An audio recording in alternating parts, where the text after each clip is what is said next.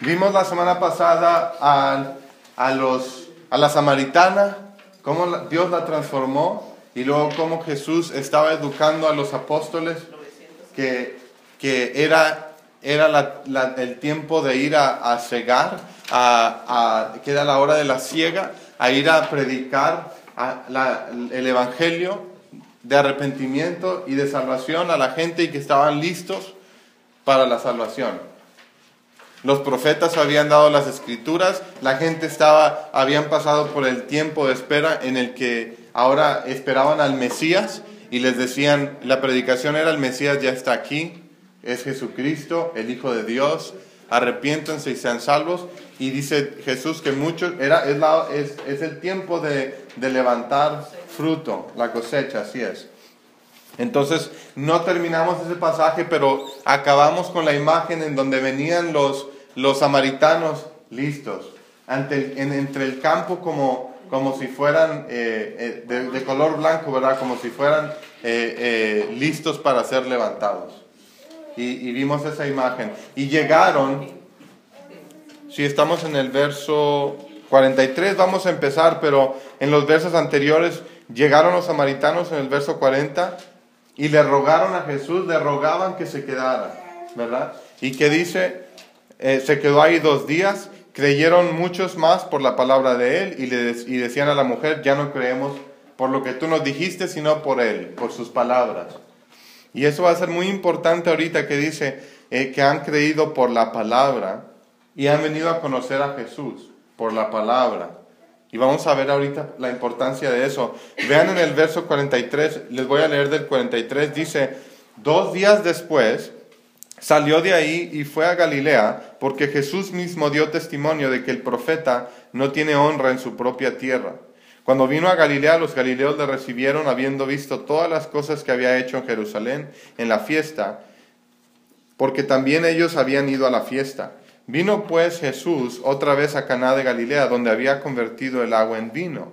Y había en Capernaum un oficial del rey, cuyo hijo estaba enfermo. Cuando oyó que Jesús había llegado a Judea, de Judea a Galilea, vino a él y le rogó que descendiese y sanase a su hijo, que estaba a punto de morir.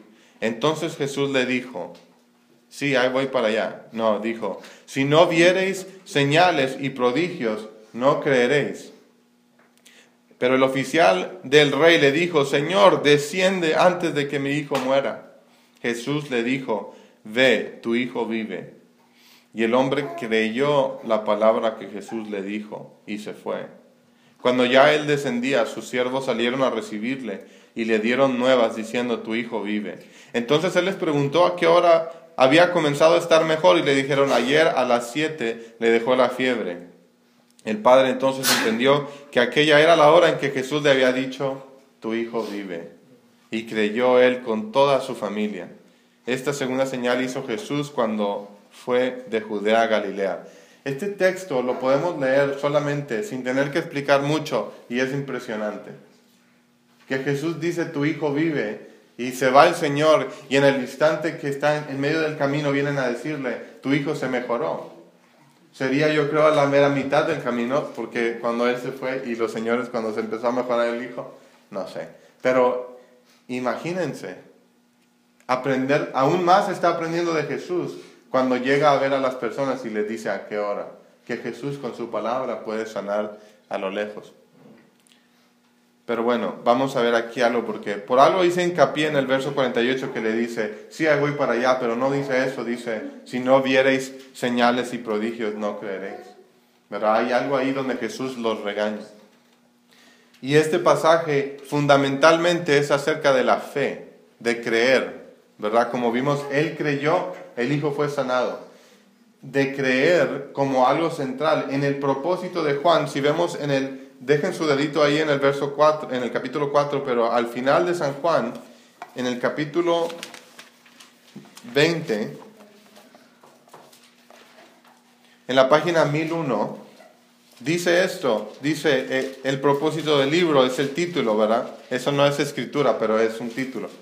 Dice, hizo además Jesús muchas otras señales en presencia de sus discípulos, las cuales no están escritas en este libro, pero estas se han escrito para que creáis que Jesús es el Cristo, el Hijo de Dios, y para que creyendo tengáis vida en su nombre. Creer es central al propósito del Evangelio, ¿verdad? Es central, es importante que creamos. Hay algo importantísimo. La palabra creer del griego aparece casi 100 veces en este Evangelio.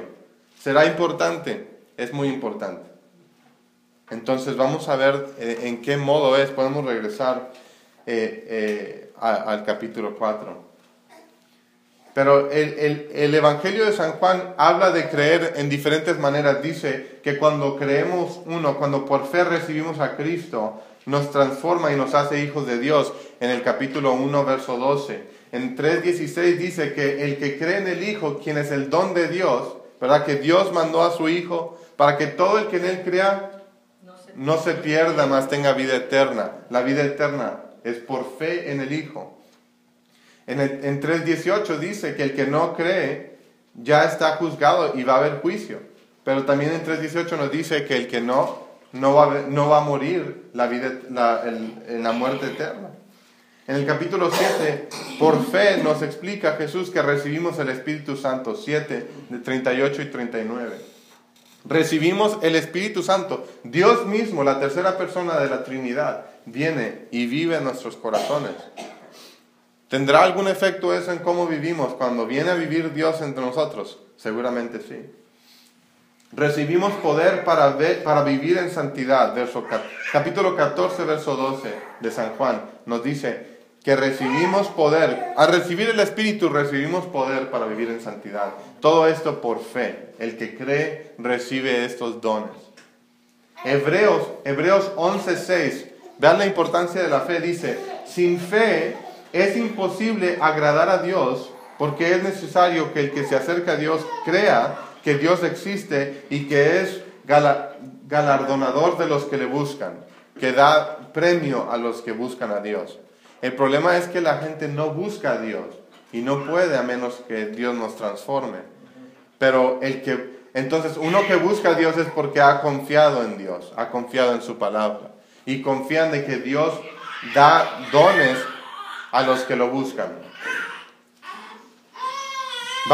Volteen a Romanos 1 y quiero mostrarles una cosa, porque hablamos de la fe, pero quiero que vean que la fe es un don de Dios. Romanos 1 está en la página 1039.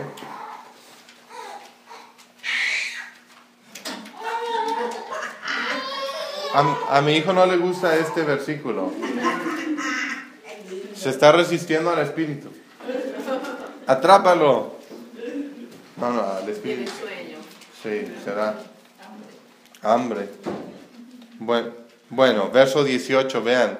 Quiero que vean que el hombre está sin culpa. Hasta el que no ha escuchado el Evangelio de Jesús no tiene excusa. Todos tienen culpa. Porque todo el mundo conoce a Dios y no confía en Dios. Y ese es el pecado capital, es el no confiar en Dios. Por eso dice, el que confía y viene hacia Dios. Pero el que no confía dice la Escritura en el verso 18, la ira de Dios se revela desde el cielo contra toda impiedad e injusticia de los hombres que detienen con injusticia la verdad. Verso 1:18. Sí, la ira de Dios. Porque la ira de Dios se revela desde el cielo contra toda impiedad e injusticia de los hombres que detienen con injusticia la verdad. Es verdad. Lo que dijo ella es verdad. Otras traducciones dicen que suprimen la verdad con injusticia, con el pecado. Suprimimos la verdad porque como hemos sido hechos en la imagen de Dios, deberíamos de vivir como Dios y esa sería la verdad. Reflejaríamos a Dios como imagen de Dios, deberíamos de vivir como Dios para reflejar su imagen. Y Dios es completamente bueno. Cuando nosotros pecamos, no solamente nos extraviamos de Dios, aunque sí, pero también mentimos de quien Dios es. Nuestro propósito es ser como Dios. Al pecar, hacemos lo opuesto y entonces estamos mintiendo, estamos suprimiendo la verdad.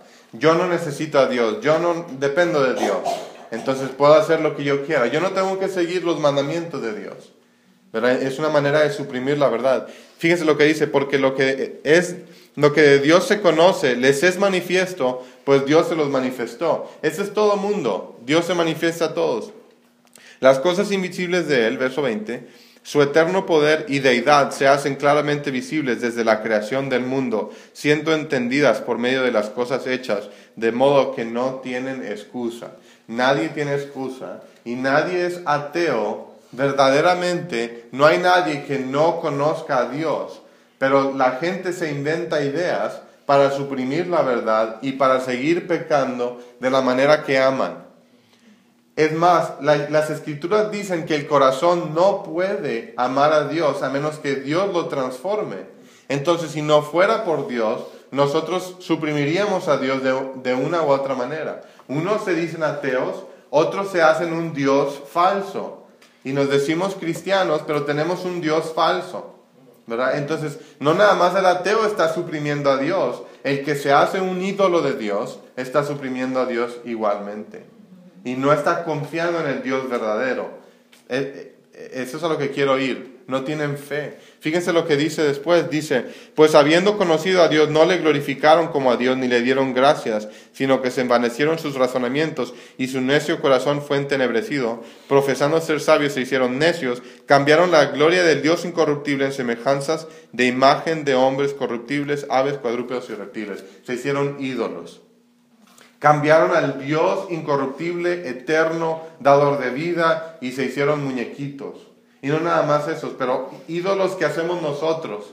Hacemos un Dios que nos permite pecar, que nos deja hacer lo que queramos. O un Dios que no puede salvar a los hombres solamente por fe, sino que nosotros podemos darle nuestras obras sucias y que Dios nos va a permitir entrar al cielo con nuestras obras. Es una falsedad. Y estamos confiando en un muñeco, en un Dios creado, en un ídolo falso, en vez del Dios verdadero.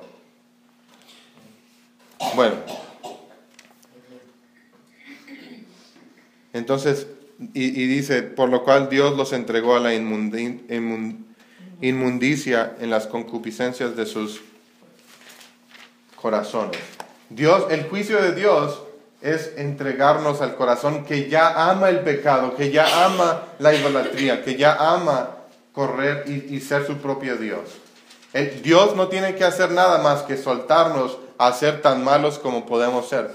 La Biblia en esto nos dice que si no estamos en Cristo, si no somos salvos, nuestro corazón no es tan malo como pudiera ser, porque Dios nos detiene. Entonces nos dice que nosotros podríamos ser como Hitler, como los hombres más viles del mundo seríamos nosotros, los que matan a niños y demás. Y solo por la gracia de Dios, por sus diferentes maneras de detenernos, dándonos ciertos padres, dándonos ciertas cosas, ¿verdad? Nos detiene. Pero la Biblia nos dice que seríamos tan malos como Caín si no fuera por él. Bueno, regresemos a San Juan 4. Quiero que veamos el texto. Finalmente, esto quiero decirles de la fe antes de llegar, de desconfiar. Adán y Eva hicieron esto. La serpiente vino y les mintió de quién Dios era. Y en sus mentes se imaginaron que Dios podía ser malo y desconfiaron en Él y confiaron en la criatura. ¿Ven? Desde el principio siempre ha sido así. La fe que salva es fe en el Dios verdadero. No es nada más fe como en México, ¿verdad? Que dice la gente, ten fe, pero es una fe irracional, es una fe a lo absurdo. No, la fe es a la palabra de Dios, al Dios verdadero, del que da vida. Bueno, veamos el texto. Dice, 2 días después, verso 43. San Juan 4:43, abuelita, página 978. Y vamos a ver aquí rápidamente 2 tipos de fe. 2 días después salió de ahí y fue a Galilea, porque Jesús mismo dio testimonio de que el profeta no tiene honra en su propia tierra. la propia tierra de Jesús en los otros 3 evangelios es Galilea. Es donde está Nazaret, es donde Jesús se crió. ¿Ok? Entonces aquí dice que Jesús da testimonio de que en su propia tierra el profeta no es recibido. Pero verso 45 dice, cuando vino a Galilea, los galileos le recibieron. Entonces, ¿qué quiere decir? Qué raro, ¿verdad? Y los comentadores dicen, pues a lo mejor está hablando de que su tierra es Jerusalén o el cielo o quién sabe qué. No, es Galilea. Pero hay un como contraste.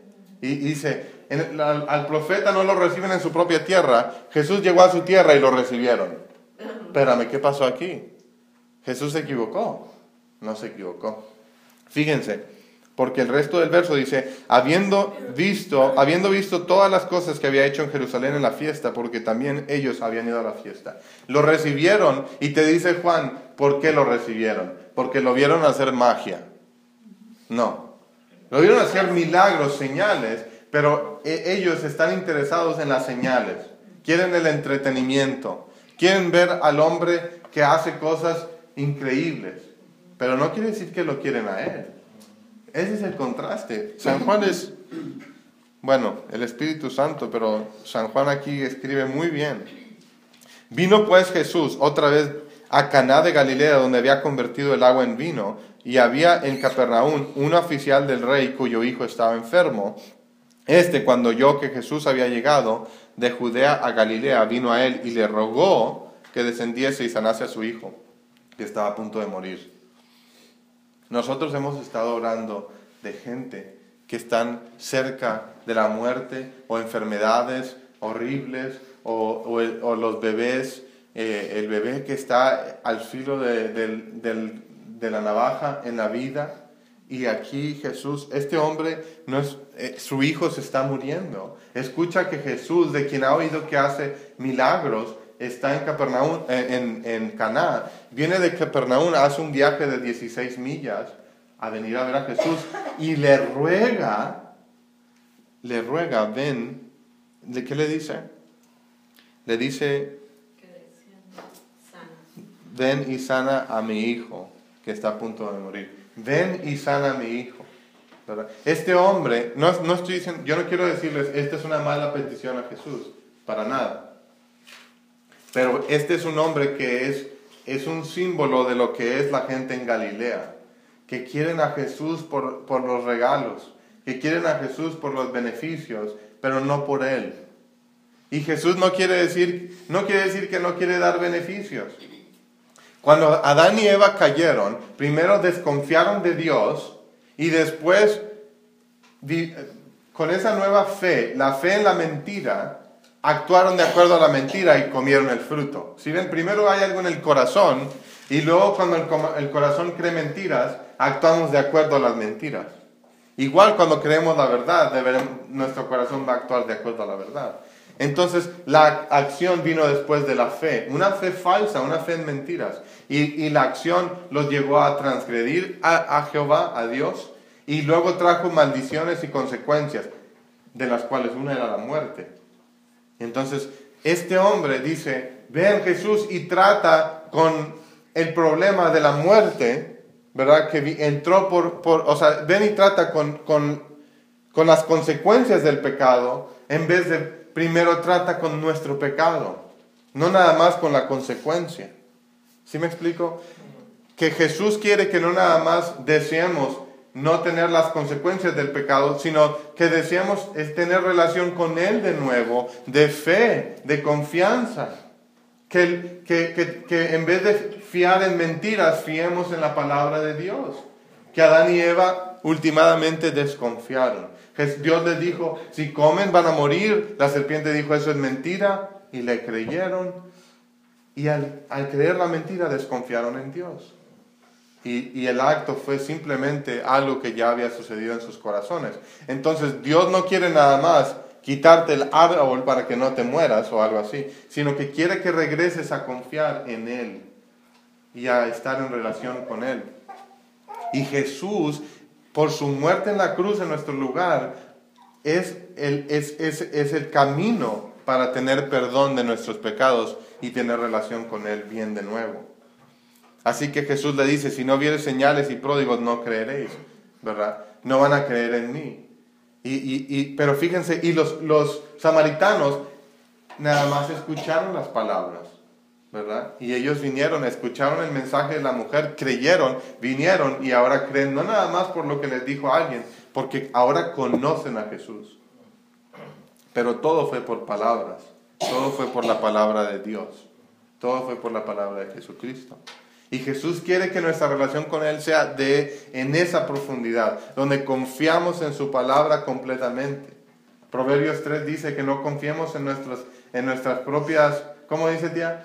Dice, en nuestro propio entendimiento, que confiemos en Jehová con todo el corazón. Y para nosotros hoy es confiar en su palabra, la que nos ha dado, y es perfecta y se mantiene por los siglos.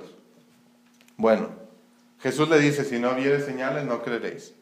Y el oficial del rey, fíjense esto, dijo, Señor, desciende antes de que mi hijo muera. Hay un cambio. Hay un cambio. Ya no le dice, ven a sanar a mi hijo. Le dice, ven a conocer a mi hijo. Ven a estar con mi hijo. Ya no le dice para que no muera, le dice antes de que muera. ¿Sí lo ven? Hay un cambio, es sutil. Juan es un escritor donde lo que está en ausencia de palabras tiene significado y con las palabritas que pone tienen significado. Dice, ya no es, ven a sanar a mi hijo y nada más ponerle un parche a los efectos del pecado. Ven a conocer a mi hijo y limpia todo su pecado. Jesús le dijo, ve y tu hijo vive. Y el hombre le creyó la palabra de Jesús. Y para eso tuvo que creer que Jesús tenía un poder increíble. Cuando ya él descendía, sus siervos salieron, le recibieron y ya sabemos el resto. El niño había sido sanado cuando Jesús dio su palabra. Creyó él. Esta es una fe que nosotros no vemos todo lo que había escuchado el hombre acerca de Jesús. Posiblemente ya había escuchado que decían que era el Hijo de Dios. Pero a lo mejor él hasta ese momento solo confiaba que podía sanar gente cuando estaba frente a frente. O antes de que muriera. Claramente después con Lázaro vemos que Lázaro ya murió. Y Jesús dijo, me da gusto, no que esté muerto, pero que por ustedes, para que vean que puedo traer la vida de entre los muertos, que haya llegado tarde. Y no era tarde, ¿verdad? Para nosotros es tarde. Para Dios no es tarde. Entonces, esa es la fe que Jesús está fomentando en este hombre. Una fe en Él, en Jesucristo. Y en buscar deshacer la desconfianza de la palabra de Dios y reanudar esa confianza. Al que Dios... Y es solo por fe, porque Dios merece toda la gloria. Si lo ven en Génesis, fue desconfianza que trajo el pecado. Y entonces, ¿cómo va a ser la salvación? ¿Por obras de nosotros? No podemos. Nuestro corazón es un corazón que cree todas las mentiras. Jeremías dice que el corazón es, ¿cómo se dice? Es mentiroso sobre todas las cosas. ¿Quién puede comprenderlo? ¿Cómo dice? Y malvado, y desesperadamente malvado, dice. Completamente mentiroso. Nos miente el corazón. Por eso Proverbios dice que no confiemos en nuestro corazón, sino en la palabra de Dios. Y Jesús anda ante nosotros por medio de su palabra que predigo aquí. Esto sucedió. Y Jesús está desplegando su gloria por su palabra, darnos vida nueva en un corazón completamente corrupto. Y si hoy no has confiado en Cristo y tu vida la has vivido creyendo mentiras, y el corazón nos levanta a la soberbia, ¿verdad? Humíllate ante Dios y dile, ya no quiero vivir así. Mi corazón me ha traído tantos dolores y ya estoy cansado, como la samaritana, ¿verdad? 5 maridos y ahorita con uno que ni es. Perdóname. Y quiero creer en Jesús, el Salvador, que murió en mi lugar, que tomó toda la ira del Padre por mis pecados. Háganlo hoy si no lo han hecho aún. Y Dios los transformará y los va a guiar a hacer buenas obras. Pero no se trata de las buenas obras, se trata de la gloria de Dios manifestada en su Hijo en la cruz. Puse aquí unas preguntas para aplicación. Yo sé que ya nos tenemos que ir, pero quiero preguntarles esto. ¿Amas a Cristo hoy por Él? Y esto es algo para que lo piensen en la semana. Y si no, pídanle a Dios que les dé el amor de Cristo. Romanos 8 dice, el ocuparse de la carne es muerte, pero el ocuparse del Espíritu es vida y paz. Para cuando los designios de la carne son enemistad contra Dios, el que vive en la carne es enemigo de Dios, porque no se sujetan a la ley de Dios, ni tampoco pueden. Digan a Dios, ya no puedo. Tu ley me tiene cansado porque no puedo seguirla. Necesito tu Espíritu, necesito que mueras en mi lugar, que hayas muerto en mi lugar. Y a los que viven según la carne no pueden agradar a Dios. Porque todo lo que hacemos, hasta nuestras mejores obras, son corruptas frente a Dios. Porque siempre hay orgullo entrelazado en nuestras obras, de caridad, de lo que sea. Nunca lo hacemos por la gloria de Dios, a menos que Dios nos transforme. Otra pregunta última. ¿Está nuestra fe en cosas de este mundo o en la gloria de la eternidad en la oración de Dios? O sea, que en la gloria del Dios eterno, que nos amó y vino a morir por enemigos. ¿Eso es nuestra fe? ¿O está nuestra fe en algo en este mundo? A lo mejor en tener una vida muy buena. O a lo mejor no tener enfermedad o vivir muchos años. O están en Jesucristo. Y pase lo que pase, nuestra fe está fundada en Él. Eso es algo para preguntarles a ustedes, para que lo piensen en la semana. Y si he confiado en Cristo, estoy dependiendo de su palabra en obediencia. Estoy siguiendo, si ya he confiado en Él, me he bautizado como ordenanza de Dios, o estoy obedeciendo su palabra, la estoy buscando y leyendo. Estoy confiando en su palabra más que pasando tiempo en la televisión, o estoy buscando lidiar a mis hijos, a dirigirlos en la palabra de Dios, o lo estoy relegando al mundo, a que eduquen a mis hijos. Estoy sirviendo a mi esposa como Cristo amó a la iglesia, con sacrificio, con amor, protegiéndola, proveyendo, no solamente cosas físicas, pero cosas espirituales. Y como mujer me estoy sometiendo a mi esposo y lo estoy sirviendo y estoy orando por él, sea por su salvación o sea por su posición como el líder del hogar. Estoy orando por mis hijos. Esas son preguntas para ustedes.